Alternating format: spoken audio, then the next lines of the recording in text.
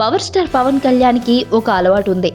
ఆయన ఒక సినిమాలో తనతో నటించిన హీరోయిన్లను మరోసారి రిపీట్ చేయడు.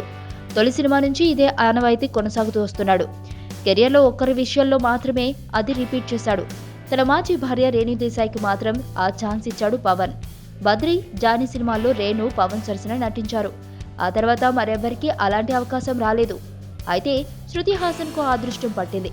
గబ్బర్ సింగ్లో పవన్తో మొదటిసారి జోడీ కట్టిన శృతి లేటెస్ట్గా డాలీ దర్శకత్వంలో పవర్ స్టార్ నటిస్తున్న కాటమరాయుడు సినిమాతో మరోసారి ఆయనతో ఆడిపాడే ఛాన్స్ కొట్టేసింది.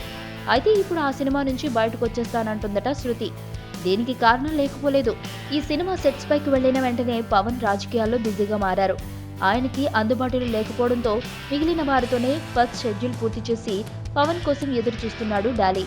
ఇంకోవైపు వేరే సినిమాలను కూడా కాదనుకుని పవన్ చిత్రం కోసం వెయిట్ చేస్తుంది శృతి హాసన్. వారి దగ్గర ఆమె బాధపడినట్లు సమాచారం. ఇలాగైతే తాను సినిమా నుంచి తప్పుకుంటానని తేల్చి చెప్పినట్టు కూడా ఫిలిం నగర్లో జోరుగా ఊహాగానాలు వినిపిస్తున్నాయి. మరి శృతి బాధను అర్థం చేసుకునైనా పవన్ త్వరగా షూటింగ్ లో జాయిన్ అవుతారో లేదో వేచి చూడాలి. లైఫ్ లో చాలా మందిని కలుస్తుంటాం.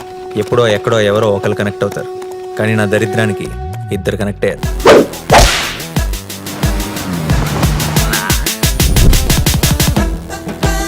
ఈ స్మైల్ చాలా బాగుంది. నిజం అనుకోవద్దు, అబద్ధమే. బానే ట్రై చేస్తున్నావు. I love you. జోక్ చేయకు. ఏంటి, నన్ను ఫాలో అవుతున్నావా? నువ్వే స్కూటీ పాడైపోయిందని అబద్ధం చెప్పి నన్ను ఫాలో అవుతున్నావేమో